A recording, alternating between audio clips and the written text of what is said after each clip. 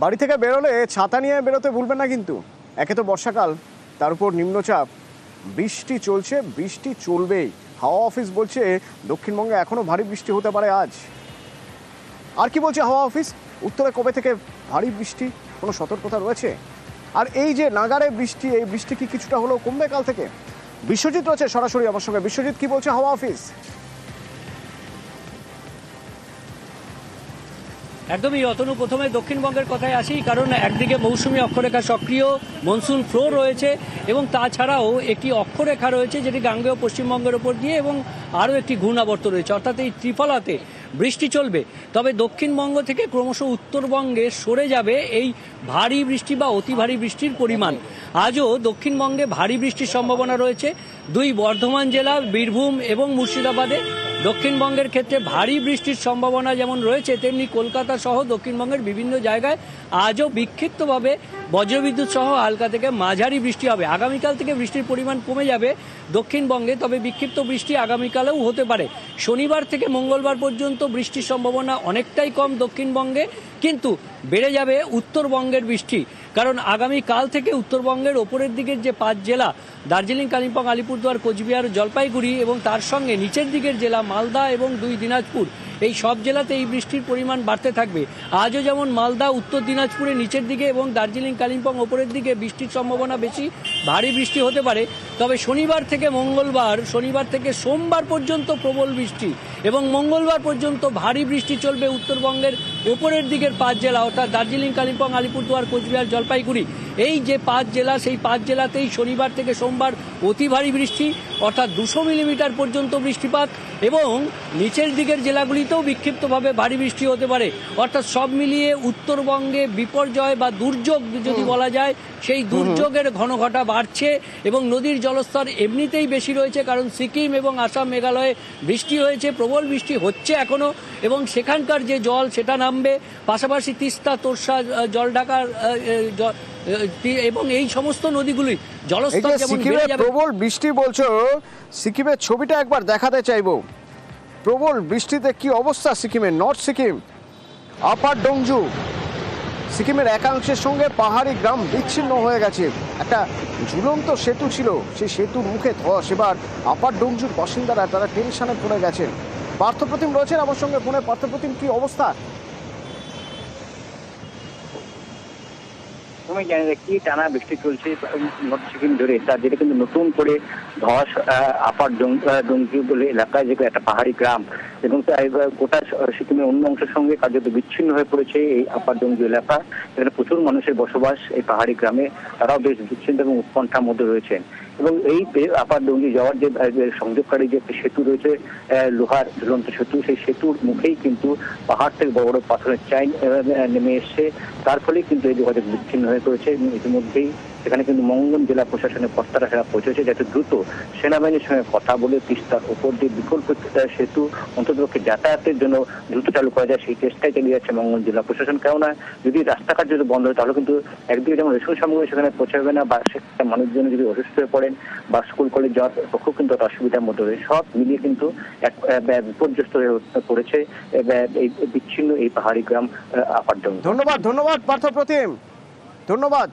এবং এই যে উত্তরবঙ্গে বৃষ্টি, উত্তরবঙ্গে যে জল বাড়ছে তিস্তার, এবং ভারী বৃষ্টি শুরু হয়ে যাবে শনিবার থেকে, ভারী বৃষ্টি হবে, তাতে উদ্বিগ্ন নবান্ন নজর রাখছে, নির্দেশ দিচ্ছে, জেলা প্রশাসনকে নির্দেশ দিচ্ছে কিভাবে এগিয়ে যেতে হবে, কিভাবে নজর রাখতে হবে। তিস্তা ব্যারাজ থেকে জল যদি ছাড়ে সেক্ষেত্রে প্লাবনের আশঙ্কা রয়েছে।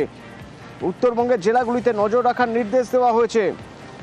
শনিবার থেকে উত্তরবঙ্গে ভারী বৃষ্টির পূর্বাভাস, কিভাবে কাজ করবে প্রশাসন, নবান্ন থেকে কি নির্দেশ দেওয়া হয়েছে জানবো। আমার সঙ্গে সোমরাজ রয়েছেন। সোমরাজ, দেখো, উত্তরবঙ্গে দুর্যোগ পরিস্থিতি নিয়ে নবান্নের তরফে ইতিমধ্যে উত্তরবঙ্গের উন্নয়ন দপ্তরের সচিব তুষার নারিয়ালকে বিশেষ নির্দেশ দেওয়া হয়েছে।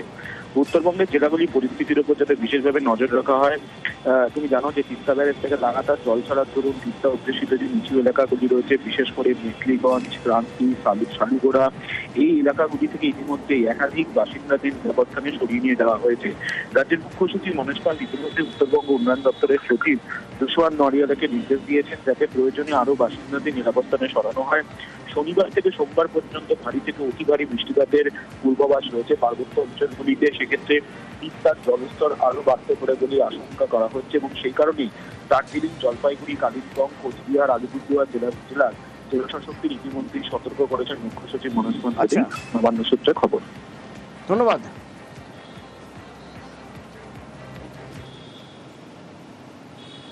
আর এদিকে বাঁকুড়ার বড়জোড়ায় ভৈরব সেতু জলের নিচে, আর তার জন্য বেশ কিছু গ্রাম বিচ্ছিন্ন হয়ে গিয়েছে, যেমন গরিববাটি, কানাই, একাধিক গ্রামের সঙ্গে যোগাযোগ বিচ্ছিন্ন হয়ে গিয়েছে।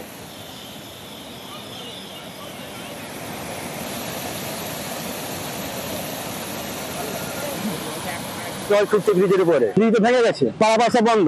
স্কুলের ছেলেদের যে টেস্ট পরীক্ষা চলছে, কি করে পারাপার করবে, কি করে পরীক্ষা দেবে? 5 দিন 6 দিন টানা বৃষ্টি, যার ফলে নদীর এই অবস্থা। ভারী বৃষ্টির জন্য এমন জল পড়ছে কেউ পারাপার করতে পারছে না। এইটাই মেন রাস্তা।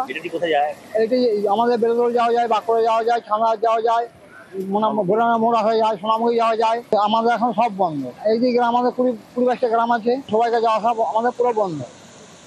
বড়জোড়া ব্লকের ভৈরবডাঙ্গা সেতু, শালী নদীর উপরে সেতু এখন জলের তলায়। গত 2 দিনের টানা নিম্নচাপের জেরে বৃষ্টি, আর সেই কারণেই এই সেতুর জলের তলায় চলে গেছে। আর এর ফলে বৃন্দাবনপুর এবং গোদাড্ডি অঞ্চলের 8 থেকে 10টি গ্রামের মানুষজন এখন পড়েছেন দুর্ভোগে।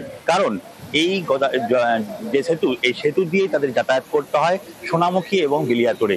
সেই সেতুর জলের তলায় চলে যাওয়াতে 8 থেকে 10টি গ্রামের মানুষ এখন জলবন্দী বলা চলে। প্রশাসনের তরফ থেকে এই যে সেতু, সেই সেতুতে নজরদারি রাখা হলেও গ্রামে পৌঁছয়নি কোনো প্রশাসনিক সাহায্য। গ্রামবাসীরা চাইছেন এই যে ভৈরবডাঙ্গা সেতু, সেই সেতু উঁচু করে দেওয়া হোক, তবেই মিলবে বিস্তার। নচেত এই ধরনের প্রায়ই সেতুর ফলে প্রায়ই বৃষ্টিপাত হয় এবং সেতুর উপর দিয়ে জল উঠে যাওয়াতে সমস্যায় পড়ে গ্রামের মানুষজন।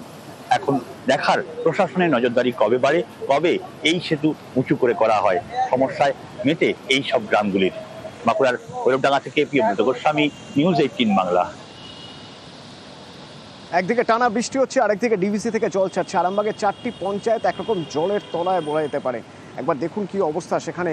রাস্তা, চাষের জমি সবই জলে ডুবেছে। বাড়ির মধ্যেও জল ঢুকে গেছে কোথাও কোথাও।